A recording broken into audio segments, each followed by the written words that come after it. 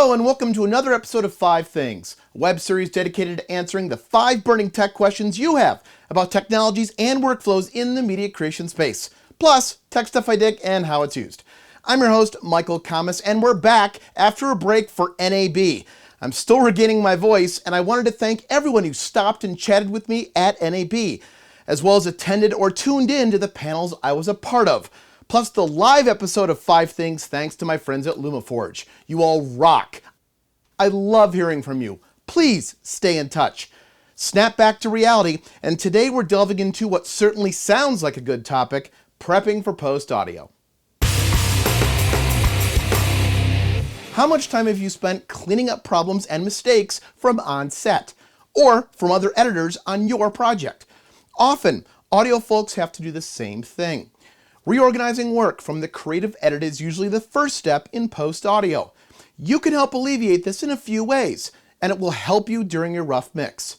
First, organize your audio. I know when it comes to video, you traditionally checkerboard your video, collapsing it into as few tracks as possible. But when it comes to audio, we want extreme separation and organization.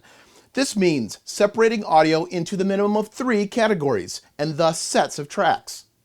In post, we call these FX, MX, and DX, or effects, music, and dialogue tracks. This is a good start, as audio folks routinely need to create stems, or isolated mixes, of each individual sound type. What is typically preferred, however, is to arrange even deeper than that. This would include audio tracks for each character's dialogue and separate tracks for voiceover. It may also include organization by sound effects types, like soft effects, such as ambience, versus hard effects, like a door slam. Not only does this help post audio, but it does allow you in video post to easily find and change the audio without soloing and hunting around for the right piece of audio. I am Lobo. I hunt alone. I need no one. What should be done is to adhere to odd-even pairing. This means putting stereo tracks on tracks 1 and 2, 3 and 4, and so on. Avoid even odd pairing, such as tracks 2 and 3 and 4 and 5. This also includes not putting mono files on stereo tracks. Nothing is wrong with having stereo tracks and mono tracks in the same sequence. Lastly, if you process or render any audio files, whether you send them in to another application or simply apply a permanent effect, don't forget to leave the original on the timeline with the volume down or muted. If you export the sequence for post sound and have rendered effects, the sound folks are then stuck with your permanent mix, which may need to be changed down the road. It's like you getting a compressed video and having little way to get back to the original file. In fact, many audio folks will simply skip your effects entirely by ignoring them when importing them into the audio session. Help the entire project out and keep the original around. Be cautious when using tools like Pluralize to sync audio.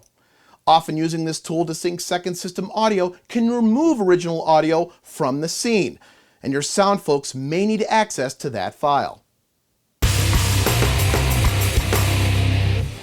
Sync, sync, sync, you fickle mistress. Sync is a problem that will have you chasing your tail. Here are a few things you can do to ensure your sync is spot on. First is a head pop or a 2 pop. I'm sure you've all seen the countdown to 2 before. History lesson: it used to be used when audio existed on magnetic tape stock and the picture was on celluloid. Getting these 2 mediums to proper and consistent playback speed could be challenging, so this countdown, called the Academy Leader, was placed ahead of the film. The audio, a single frame of 1K tone, was placed on the mag stock to be audibly heard for 1 frame when the picture showed a frame of 2. If the tone and frame of 2 didn't match up, something was out of sync.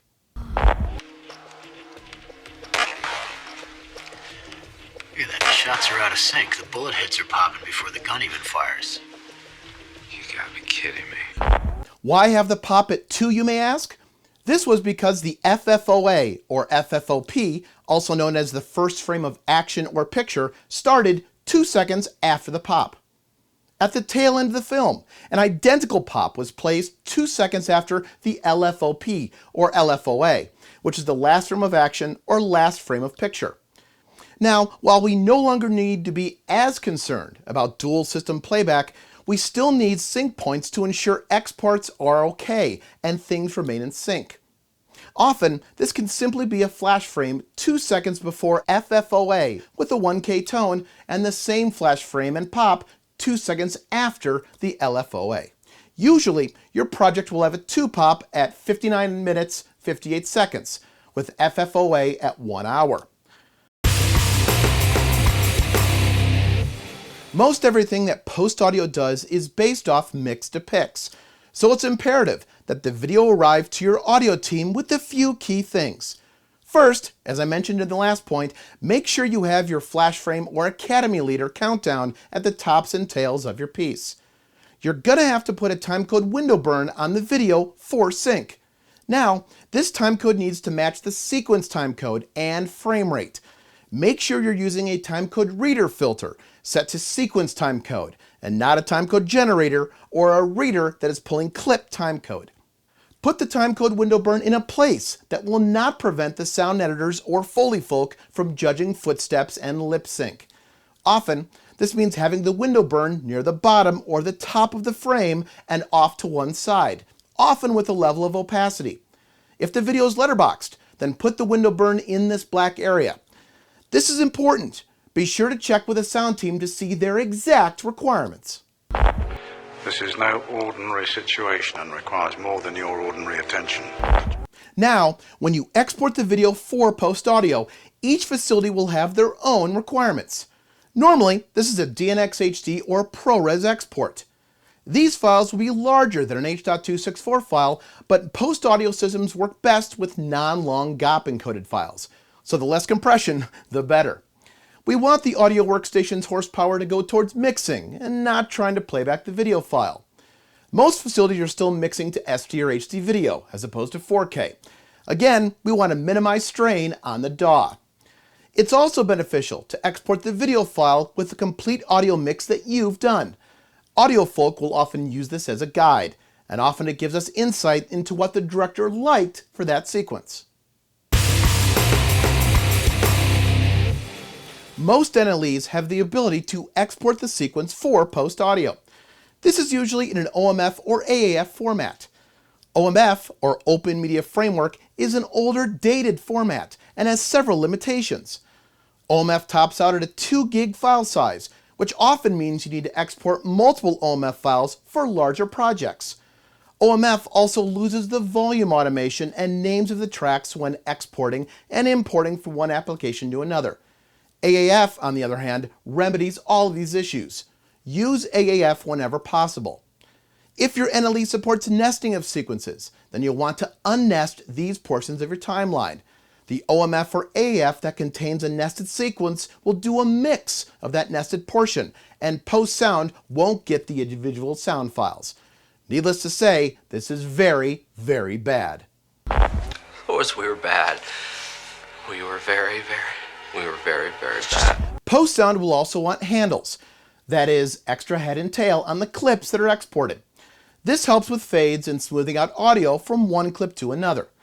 I prefer 5-second handles if at all possible. This is easily selected during the OMF or AAF exports from your NLE. For those of you using Final Cut 10, you have a bit more work ahead of you. First, you need to properly assign your roles. Next, Final Cut 10 doesn't natively export OMF or AAF, but you have a few options to work around this. Most common is to use the X2 Pro app. There are 2 flavors, X2 Pro and X2 Pro LE, but I highly recommend the full version. It works by exporting a Final Cut Pro XML from Final Cut 10 and running this XML through the X2 Pro application. The other workaround is to use Logic. If you have Logic on your Mac, you could export an XML from Final Cut 10, open this exported XML in Logic, and Logic can export an AAF for Post Audio. So this workflow may result in the loss of some very important metadata. Just as editorial should have tight communication with production, Post Audio should have tight communication with you. Talk with them early and make sure to ask for their deliverables doc. Send them notes on problematic scenes, notes on temp audio, music, etc. What's also beneficial is to put room tone on the tracks for that scene. While it's not imperative, it does save time in Post Audio from having to hunt down bits of room tone from within those dialogue takes. Speaking of dialogue, a vast majority of time, dialogue will be mono. There is no need to double up mono dialogue tracks to create faux stereo tracks in video post. If production used lavs and a boom, keep them mono in the timeline so post audio can use both at their creative discretion. Check and see what type of system Audio Post is using. Is it Mac-based? Is it Windows? This will help determine how to format the drive you are handing off to them so they can actually read it. Or do they want the media via online sites like Dropbox or WeTransfer? Check your output before you hand it off and compare it to the deliverables doc. Does the time code of the window burn match the sequence time code at the start and at the end? Did you include a reference mix? Did the post-sound facility request you export your feature in smaller chunks? Double check to minimize downtime due to mistakes. Do you have more prepping for post-audio concerns other than just these 5 questions? Did I miss something? Hit me up in the comments section. Also, please subscribe and share this tech goodness with the rest of your techie friends. It's really a hit at parties. Be sure to check out Moviola.com for more training videos and the rest of the 5 Things series. Until the next episode, learn more, do more. Thanks for watching.